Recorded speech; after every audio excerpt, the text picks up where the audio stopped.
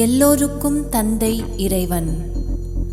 வாகன நெரிசல் நிறைந்த ஒரு சாலையை ஒரு 4 வயது குழந்தையிடம் கடந்து செல்லுமாறு கூறினால் குழந்தை என்ன செய்யும்? பெரும்பாலும் குழந்தையால் சாலையை கடந்து செல்ல இயலாது.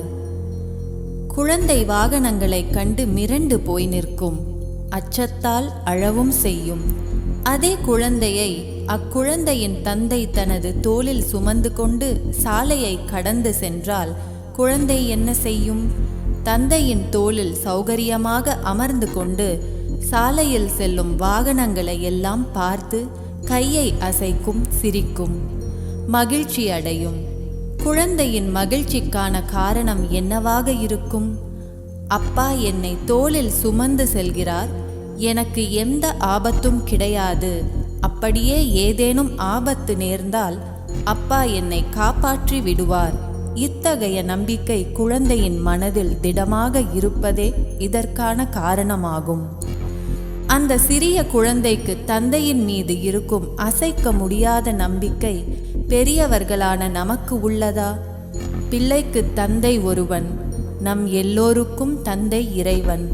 நாம் ஒவ்வொருவரும் வயதில் எவ்வளவு பெரியவர்களாக இருந்தாலும் எல்லாம் வல்ல இறைவனுக்கு நாம் குழந்தைகள்தானே.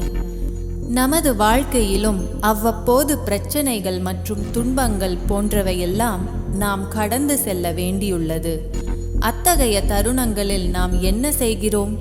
தந்தையான இறைவனை மறந்துவிட்டு அவருடைய துணையின்றி நாம் மட்டும் அவைகளை எல்லாம் தனியாகவே கடந்து செல்ல முயற்சிக்கிறோமா?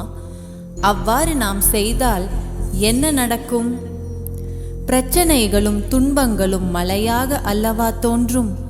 பிறகு அச்சத்தாலும் விரக்தியாலும் அழவும் நேரிடும். இறைவனின் துணையுடன் கடந்தால் தைரியம் பிறக்கும், நம்பிக்கையும் மகிழ்ச்சியும் ஏற்படும்.